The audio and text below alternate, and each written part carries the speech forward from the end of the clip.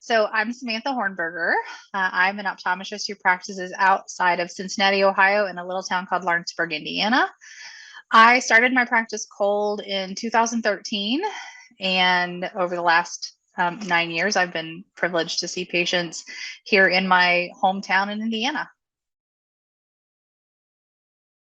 Yeah, so when I was thinking about what my biggest challenge in practice this year was, I think it's been similar to the challenge that I have had over the whole 9 years that my practice has been in existence. And for me, that's how do I work smarter and not harder? That's kind of my mantra is, I'm not the doctor that wants to see patients 5 and 6 days a week all day long. I want time to work on my practice as much as I do in my practice. And so I'm all about how do I be smart about that? How do I maximize my time? And I think that's really hard for a lot of doctors to do is figure out that you can't just work harder and harder and harder over time. You really have to become smart about where you're spending your time and how you're spending your time. So that's been my big challenge over the past year. It's kind of the same challenge that I give myself every year, but it's what I focus on most. So the first thing that I did to focus on working smarter, not harder, is I really had to get an idea of where my practice was, so that I knew what were the things where I could actually move the needle. What are the things that I could actually improve? So a big part of that is just figuring out, what does my practice look like now? What's revenue like? What's my payroll expense like? A big metric that I focus on is revenue per exam. And I think that's a great one when you're thinking about how to maximize the patients that you're already seeing in your practice versus working, consistently on seeing more and more and more exams. So that was a big one that I have focused on in the past year is just what does my per exam revenue look like and how can I make it better?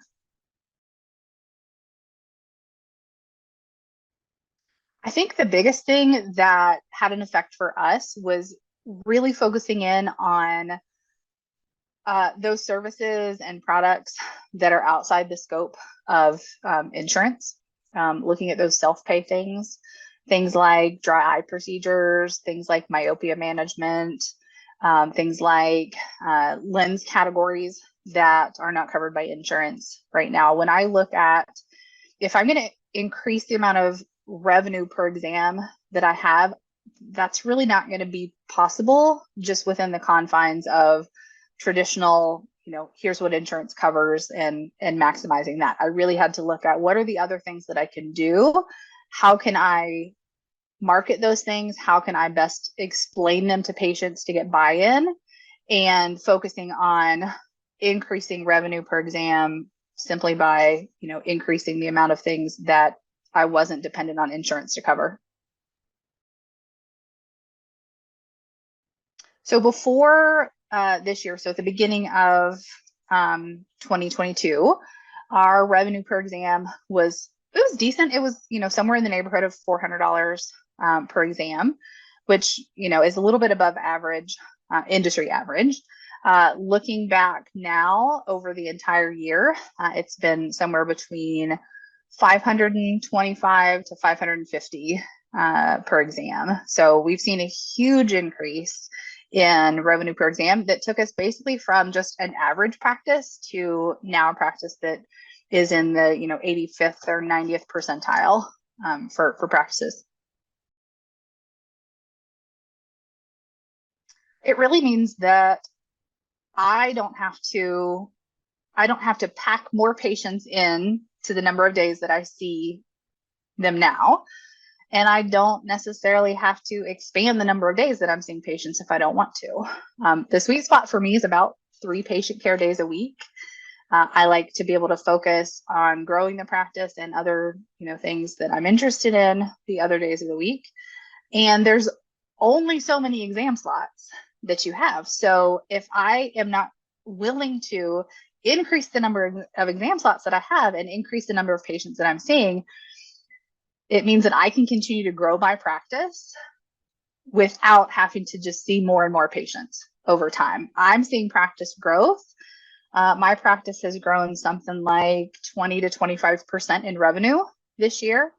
And I'm really not seeing that many more patients than I was a year ago. The big difference has just been that revenue per exam number. Really well. So they actually, I've gotten excellent buy-in from my staff. I think in part because of systems that I put in place to make sure that they were being rewarded as we grew. So back at the beginning of 2022, I put a bonus system in place that I like to consider profit sharing. And basically what I do is I sit down for every quarter and I set a revenue goal based on what our revenue per exam typically looks like, what our revenue was the same time period the year before, and what growth I would like to see. And so they get a monthly goal. For each month that they meet that goal, they get a bonus that's the same no matter what position they're in. And then there's a quarterly bonus or a quarterly goal. And if we meet that quarterly goal, then any months during that quarter, they can earn back. So if they miss a month during the quarter, but they hit the quarterly goal, they still get to earn back the bonus that they missed. And then I share 5% of anything over and above our quarterly goal gets divided amongst our staff. So, and then I also, with those goals, I make them attainable, right? They're not easy, but they're definitely attainable. And then I share with them tips of, how we can increase the amount of revenue that we're bringing in, how we can increase the revenue per patient. And I sit down with each member of my staff or each department and say, okay, here's what you can do as a technician. Here's what you can do to increase our revenue per exam. Our opticians, here's what you can do. Our front office, when you're answering calls, here's the things that you can do to improve that thing. And in doing that, they have been really excited to meet those goals, obviously, because they're getting bonuses. But it really just kind of brings them into the decision-making process and making sure that, listen, if we're going to grow, you're going to be rewarded for that. We're going to share those profits, and it just gets everybody invested in wanting to grow together.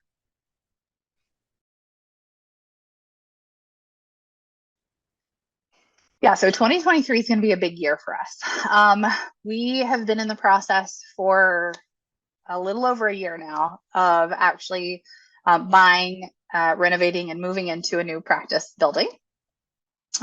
We bought this building at the end of 2021. We've been 8 months at this point in construction renovation. But basically, we're going from the space we have is about 1,400 square feet. We're going to be moving into a 4,400 square foot clinic with 5 exam rooms instead of 2. We're going to have a dry eye suite. Our optical is getting 2.5 times bigger than it is now. So that's our focus for 2023 is growing into that space. And I think we do it just by continuing to do the things that we do now. A big one for me is patient education. One of the reasons that I don't like to spend any less than 30 minutes per exam is because education is a big piece of what I do. And I think it's a big piece of why we're successful, because I take the time and my staff takes the time to learn patient concerns, answer those concerns, and then educate them on why we're recommending what we're recommending. And so we're just going to keep doing more of the same. We're just going to keep, taking good care of people, making sure that that we're educating them on all facets of their eyes and vision, and then fill up that new building.